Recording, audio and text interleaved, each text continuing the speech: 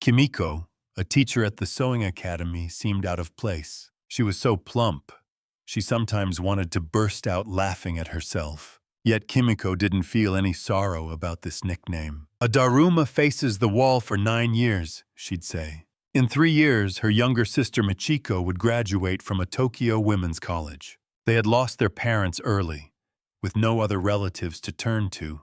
The elder sister, Kimiko, was born with rather plain looks. When Michiko graduated from girls' high school, she told Kimiko Michiko's tuition was a considerable amount. After teaching morning, afternoon, and evening classes, she returned. Even on her 3 days off a month, she wouldn't see a movie. On mornings after an all-nighter, she would be the first to arrive at work. Resigned to her humble attire, she waited for her sister's graduation day. "There's no Daruma-san as thin as this," she mused. Kimiko laughed alone, looking in the mirror. Michiko finally graduated from women's college. "Sister, I'm home. I wanted to see you so much." In 3 years, Michiko had completely adopted the Tokyo dialect. Kimiko's heart warmed with joy. "Oh, sister, your hand is so hot. You seem to have a fever." As she spoke, Michiko looked closely at her sister's face, surprised. "No, it's nothing at all," Kimiko replied. Kimiko said this with a lonely smile. Still in her uniform, Michiko broke ice and wrung out towels. In the morning, a doctor arrived. After the doctor left, Michiko went to get medicine. They gave her powders and a liquid medicine, but her sister's fever did not subside. Cherry blossoms bloomed in the courtyard, then scattered. When the rainy season ended, the summer festival of Ikukunitama Shrine would begin. The war widows Kimiko had taught came to visit her. Michiko saw them off at the entrance. Michiko softly inclined her ear toward the window, but the sounds of lion dance practice from Ikukunitama Shrine couldn't possibly be heard. Noticing the western sun on the window, Michiko stood and drew the curtains. Then, as she turned, Kimiko softly uttered, "Ah." It was the morning of the 3rd day after her sister's funeral. For 4 or 5 days, old newspapers lay untouched, piling up. Michiko saw them as a quiet symbol of her own sorrow. As she gazed without truly seeing, her eyes suddenly lit up. A recruitment ad for Japanese language instructors in the South caught her eye. "They're looking for people to teach Japanese in the South," she murmured, reading on. When she reached the part about applicants of either gender, vocational school graduates, or equivalent, Michiko's eyes shone brightly once more. She devoured the words, reading that section over and over again. Applicants of either gender, vocational school. Michiko's gaze drifted up to the framed diploma on the wall. It was the diploma that had taken her sister's youth, her very life, a sight that always pierced Michiko's heart. But now, a sudden thought, "Ah, that can be useful," cleared her mind. "My sister exchanged her life for that diploma, and now I can put it to use for our country. Yes, I'll go to the South to teach Japanese." As Michiko whispered these words, she felt a pull to leave the mainland, haunted by her sister's sad memory, drawn deeply by the invitation to travel to a distant southern land. Until age 27, she never married, nor knew the joys of a young woman. Like a Daruma doll, her sister faced lonely, pure struggles, ending her young life too soon. Recalling her sister's solitary life, Michiko knew she couldn't settle for ordinary youthful happiness. For Michiko, ready to brave the lonely winter winds that swept through her sister's life like a blizzard, there seemed no way to honor her sister but to abandon her own youth, work, and die in a foreign land. I'm sure my sister would be happy too.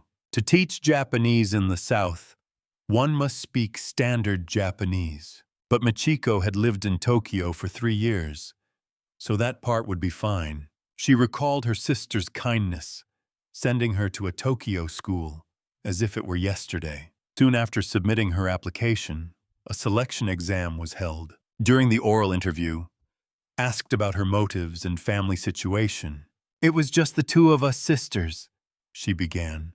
Then, unexpectedly, tears fell. "Oh, I'm so flustered, they'll surely reject me," she worried. Yet, Over a month later, in the Osaka edition of a morning newspaper, a list of successful candidates appeared. Among them, subtly, was the name Tamura Michiko.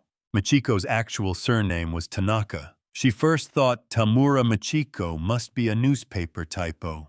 But then, what if another woman from Osaka, with a similar name, Tamura Michiko, had also applied? Thinking it might be a grave mistake, she anxiously awaited the official notice. The acceptance letter arrived by post 3 mornings later. However, along with that notification, a letter addressed to Tanaka Kimiko, her deceased sister, was unexpectedly delivered. In the apartment courtyard, the scent of osmanthus already filled the air. A letter arriving unexpectedly for her dead sister felt utterly surreal. Her sister had died on a hot summer evening during the Ikukunitama Shrine Festival, a day Michiko could never forget.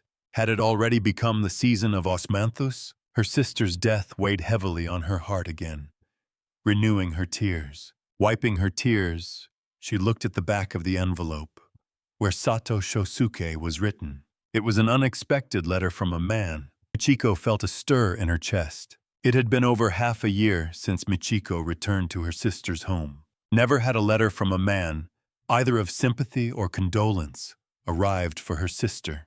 This sadly underlined her sister's lonely, pure life, making Michiko feel a pang of sorrow. Yet, 3 months after her sister's death, Michiko felt less curious and more lonely about who this Sato Shosuke could be, who had sent the letter. Please forgive my long silence. I finally made it to the point of graduating from university next year. Before that, I volunteered for the Student Naval Air Corps and will soon leave my academic life. For me, a long-time struggling student, graduation was a shore I longed to reach.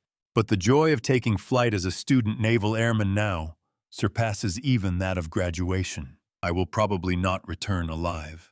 Therefore, I don't believe I'll ever see you again. The book I lent you once, Oh Guys the Improviser, please keep it as a memento of me. I'm sure you must be angry that I haven't shared my address or written for so long. This letter serves as my apology. Even now, I haven't forgotten your kindness, mending the torn clothes of a struggling student like me. Please take good care of yourself. From that letter alone, Michiko couldn't tell what kind of relationship her sister Kimiko had with the university student. But after reading it, when she searched her sister's desk drawer, Mori Ogai's pocket edition of The Improvisatore indeed appeared. The moment she murmured, "Why didn't my sister return this book?" Michiko suddenly realized, that's right. Perhaps the young man, a high school student in Osaka back then, stopped sending letters and never revealed his whereabouts after graduating and moving to a university in Tokyo. That's why Kimiko couldn't return the book, even if she wanted to. Michiko imagined their relationship was probably a fleeting one. Her sister, 3 or 4 years older, felt sympathy for the student's struggles, mending his torn clothes and patching his socks. Once they parted ways, it was over. Perhaps it was a casual connection where there was no obligation to keep in touch. But what my sister truly waited for, Michiko murmured, was still a letter from him.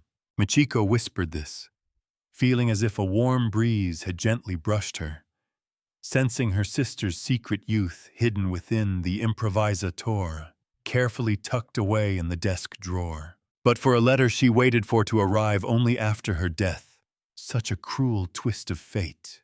Thinking this, Michiko once again felt pity for her sister. The loneliness of her sister's youth sadly manifested even in this. As tears quietly fell, Michiko picked up her pen and began to write a reply. This is her younger sister. My sister, Kimiko, departed on July 8th of this year for a journey from which she will never return.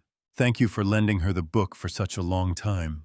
After writing that far, Michiko could no longer continue. But it wasn't simply sadness that made her stop writing. She felt it would be wrong to send such a sorrowful letter to someone about to bravely soar as a student pilot, a Sea Eagle, The reason he hadn't written to her sister before was likely just a carefree, student-like carelessness. And on this day, when he had decided not to return alive, Michiko considered the feeling that led him to remember her sister and send a letter. She resolved to keep her sister's death a secret at all costs. Michiko tore up the half-written letter, then wrote and sent a new, encouraging one in her sister's name. A week later, Michiko traveled to Tokyo. She was to receive training as a Japanese language instructor for deployment to the south. Leaving Osaka early in the morning, she arrived at Tokyo Station already in the twilight hours. As she prepared to board a streetcar,